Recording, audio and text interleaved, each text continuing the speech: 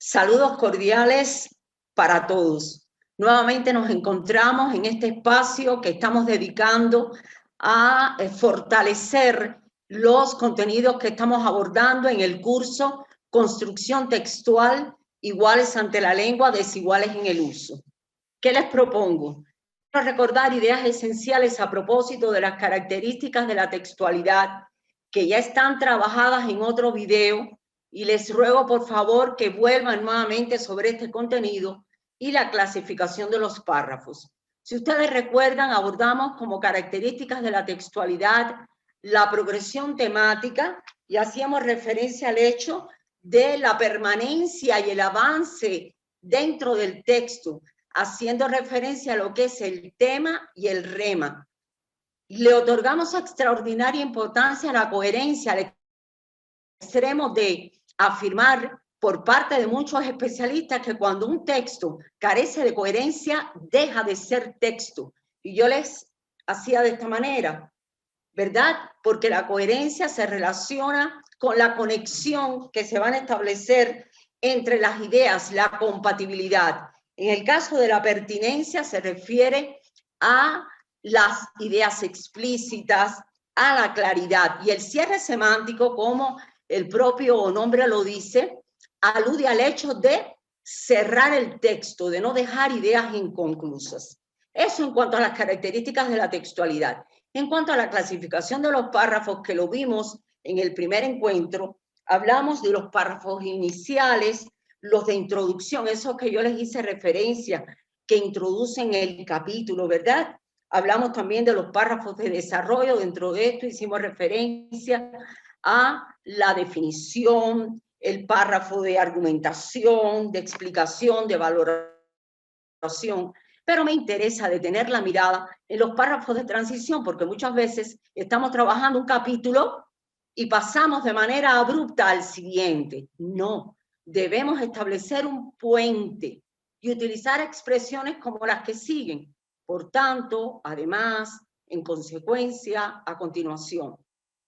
También me interesa que reparen en los párrafos de conclusiones, que utilizan expresiones como en conclusión, en síntesis de todo lo anterior, se concluye que, por consiguiente. Pero quiero aclarar algo, miren, cuando hablamos de las características de la textualidad, estas no están divorciadas del texto y deben estar presentes en el párrafo, por supuesto. Yo estoy trabajando un párrafo y no va a ser un párrafo concluyente ni va a tener cierre semántico si no forma parte de ese final del texto. Entonces, en el caso de las conclusiones, recuerden que en la tesis nosotros les hemos recomendado que lo desarrollen en un acápite aparte. Entonces, ¿en qué va a consistir el ejercicio que les voy a proponer y que lo vamos a estar desarrollando en la propia clase? Es decir, en el tercer y último encuentro, en el caso del grupo de los martes, el 24 de noviembre, el grupo del jueves, el 26 de noviembre. No lo tienen que subir a la plataforma, lo vamos a trabajar en clases. Atención, recuerden eso. Lo primero que van a hacer es leer detenidamente el texto que les voy a proponer y, de ser necesario, releerlo. Buscar información sobre el autor, que es Mario Benedetti, de nacionalidad uruguaya. Investigar a qué aluden los términos glosemántica, significante, sintagma, diacronía, polisemia y morfema.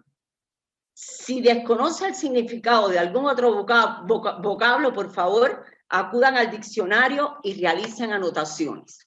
El texto es el siguiente. Escuchen con atención. Título: Lingüistas. Autor: Mario Benedetti.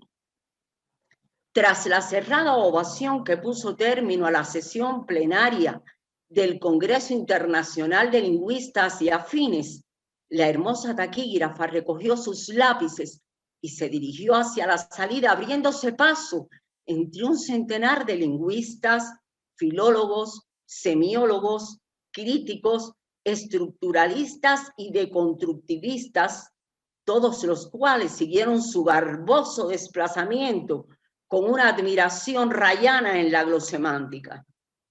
De pronto, las diversas acuñaciones cerebrales adquirieron vigencia fónica. ¡Qué sintagma! ¡Qué polisemia! ¡Qué significante! ¡Qué diacronía! ¡Qué morfema! La hermosa taquígrafa desfiló impertérrita y adusta entre aquella salva de fonemas. Solo se le vio sonreír, halagada y tal vez vulnerable, cuando el joven ordenanza, antes de abrirle la puerta, murmuró casi en un susurro a su oído. Cosita rica. Bueno, como pueden apreciar, hemos tenido la colaboración de dos colegas y ustedes van a trabajar sobre la base de estas ideas. ¿Qué acciones van a realizar? Van a interpretar el texto, van a determinar la intención comunicativa, lo deben clasificar de acuerdo al estilo. Recuerden que se propuso en la clase, la primera clase precisamente, un cuadro con la tipología textual. Deben identificar los términos que se relacionan con el estilo científico, es decir, aquellos términos estilísticamente marcados, de acuerdo, deben mirarlo. Deben también analizar el uso de los signos de puntuación en ese texto, pero les vamos a adjuntar un documento que les va a permitir refrescar ideas a propósito de esta temática. Deben prepararse también para explicar oralmente si ustedes aprecian o no las características de la textualidad a las que hemos hecho referencia tanto en esta sesión de hoy como en el video anterior. ¿De acuerdo? Es argumentarlo. Entonces, el ejercicio número 2, ustedes van a ordenar las palabras y estructurarlas correctamente. Y el ejercicio número 4, dice ahí, van a identificar los errores de concordancia y a escribir correctamente las ideas. Recuerden que la concordancia es uno de los aspectos fundamentales que debemos tener en cuenta y lamentablemente se incurre de manera sistemática en este error.